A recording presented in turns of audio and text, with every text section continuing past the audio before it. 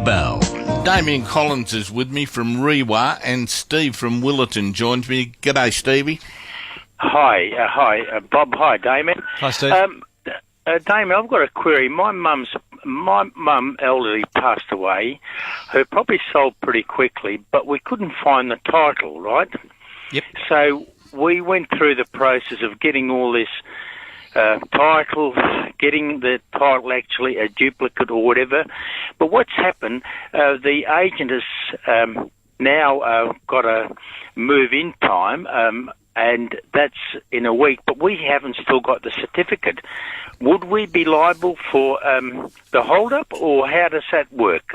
It's not because of us. It's the process takes so long. You've got to fill out forms, you've got to IDs and all that. And I spoke to the agent, and he says, I don't think there'd be any penalty, but I don't see how it would be our penalty, because I thought the agent would sort that out with the settlements people before they allowed a move-in date. Yeah, look, Steve, whenever there's a deceased estate, obviously you've got to go through probate, which I assume you did, and all those things do take time. There's duplicate certificate of titles. If you hold, most people don't hold their own now. It's just kept at Landgate, or the other one alternatively by the bank. But if you don't have a mortgage, look, generally any time there's an issue with titles that there might be a delay, generally the recommended settlement date is perhaps 30 days after finance or 14 days after titles are able to be issued or dealt with. And perhaps, I don't know, at the beginning, perhaps the agent didn't know about it. Look, at this stage, potentially you might be up for penalties if it's a late settlement. What I would recommend, though, is look, 90% of people are reasonable. If you go back to the buyer and back to the agent and say, look, this is the circumstances, we want to settle, but can we negotiate an extension on settlement? 90% of people are generally pretty good. So as long as they're not moving out of another home and needing to get in there urgently, I'm hoping that they'll be able to negotiate. That's the problem, though, isn't it? If they've sold and got to move on, through no fault of their own, they might be in a situation where they've got to pay for accommodation until they get into a house that had a clear and concise settlement date. Well, the other thing, Steve, what you can do, which we've done with in the past, is let's say, I'm assuming your property's empty, is it, Steve? Yes. Yeah, okay. So what you can do is early possession. So let's say that they need to move in, hypothetically, end of October. What you can do is they can take early possession, even if you're not in a position to settle. They take possession as is, and no penalties, but you settle within 30 to 60 days thereafter. So at least they can still get in the property. You can delay the settlement and negotiate, no penalties. So, again, most people, if you negotiate, should be okay with that. Steve, go and do a deal. Right. It's very, very doable, Steve. Yeah, definitely. So go and talk to them. There are ways out. Phil of Adderall. Yeah, Phil? G'day, Bob. G'day, Damien. How are you? G'day, Phil. Thanks, Good. I bought a property and I had an engineer's report done on the property. The property settled, and about 5 weeks after settlement, I went to put a sensor light in on the property, and the electrician came and told me that the property had no RCDs in there. Yep. So I went back through the paperwork and found that the previous owner had actually signed the form stating that RCDs were installed. Yep. We went back to a settlement agent. Our settlement agent wrote to his settlement agent stating this was the case.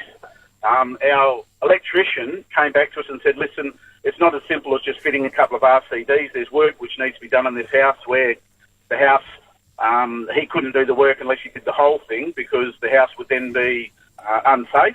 Yep. And he wouldn't be prepared to sign off on it. So we went back and forth with the settlement agents trying to discuss an outcome. The guy came back with an offer which wasn't acceptable to us, because it needed to be about $8,000 or $9,000 spent on it. He came back with an offer of about $2,700. We then went and spoke to a lawyer about it. The lawyers wrote him a couple of letters that went back and forth with the lawyers. On the form that he actually signed, it said false declaration on this form is subject to a fine of, I think, $10,000 to $15,000. Yep. We spoke to Rewa. Rewa told us that it's really a matter between us and him. I said, where do we go when it comes to this fine? Who do we report him to? And really, it all boiled down to, all the information that we've been told is it's a matter between us and him, and we have to actually take him to court over it. Look, we went through the process of having an engineer's report. We went back and spoke to them and said, hey, you didn't pick this up. They came back to us and said that because it's a legal requirement to have RCDs, they don't look for it.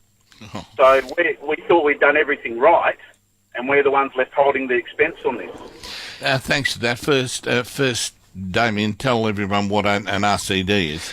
Residual currency device. So basically what it is, it's a safety switch. So in the event that something happens, someone sticks a fork in the toaster, as my daughter has done, or my mother fell in her pool with a weed vacuumer, and if she didn't have, in both of those cases with an RCDs, there might have been some pretty nasty outcomes. So they've fantastic things to have, and it protects you in case something like that happens. It trips so that you don't get electrocuted. And as Phil's mentioned, they are compulsory. Every time you sell a property, by law, you must have smoke alarms that are hardwired, and you must also have residual currency devices that are basically trip switches on not only the electrical circuit but also the lighting circuit. So when we're a buyer, when we buy them, we get our electricians to check. But obviously, the seller's told you that it's there, so you should be able to rely on that. And look, I'd play a bit of hardball, I guess, here, Phil. I would say, well, look, here's the penalties. I don't want to have to go and tell the Department of Commerce or the Office of Energy Safety who might enforce that law, but you're on the hook. You've told me it's there, it's not, and try and negotiate a settlement. But yeah, you would have to report it to the particular, I think it's the Office of Energy Safety who regulate that. You'd have to report it to them, and you have to obviously get them to prosecute. If you've got the evidence, they certainly may well take action. But look, hopefully you can negotiate an outcome, and I'm a bit surprised the sellers being that way, because ultimately, at the end of the day, they should have provided it in the first place. So try and negotiate it out, but look, if not, you've certainly got recourse to go to the state government departments who may, if you give them enough information, take action against the seller. Dale from Armidale. G'day, Dale. Not there yet? Almost there? Yep. Go ahead, Dale. Hello. We had a situation where we were required to sell a property in the end of 2008, and it was, went on the market in 2009, and there's three agents put a price on it, and the agent we chose said you would get this amount for the property, and what had happened, he said, no, don't rent it out, just leave it empty. And the situation was that this person got options. I know what options is, but I forgot all about it. Options where the person was new in the country and required several months to establish a credit rating, but he wanted to move into the house and do a bit of makeup and at his expense and pay rent for a period of 6 months. So what happened, Dale? What had happened is after 6 weeks, the person wasn't able to get finance, and of course that person was given the boot. The person that was going to purchase, but he wasn't going to. It was on or before August of 2009. And Dale, just stop for a minute. What do you want us to do? No, just sharing how it was that we wanted to sell, and the agent was the best the agent could do was get somebody to come in and rent it, and give the money some months later. And it all fell over and became a mess. Yes, and I didn't. And I didn't know that agents would do that, because that meant that the agent didn't have to go out and get a person that had finance available. It was the time when it was plenty of first home buyers and the government grants out there. So you're saying your agent let you down in a hot market. He couldn't sell the house for you. He put someone in there who was trying to establish a credit, a newcomer to Australia, and you agreed to rent it to them till they could do that. But after 6 weeks, they left, and the agent was unable to effect a sale. So you believe you're left out of pocket. Okay. We were left out of pocket, and we've had to carry that. But just shows you that and that means while that person was taken up, that means the agent wasn't able to go and have somebody that had the cash or could have finance. Well, they can't create them out of nowhere. No. We will presume that the agent did the best that they could. Thanks for that, Dale.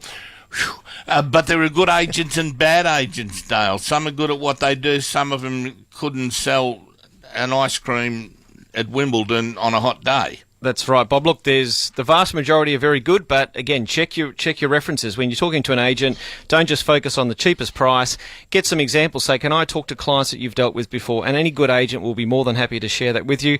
Don't know the circumstances there, but I'm assuming the agent, look, it may well have been a market where, for whatever reason, that was the best offer you could possibly get. Might have been a crook property. Yeah, look, we don't know all the circumstances, but look, with anything, I would suggest always talking to a number of agents and don't focus on the price. Ask them for references, and you'll find the vast majority of time your experiences with agents should be very good. Oh, yeah. That's another subject for another day. Thank you. Thanks for that, mate. Thanks for coming in, Damien. Pleasure. Damien Collins, Rewa counsellor. Danica Di Giorgio, a journalist from the News.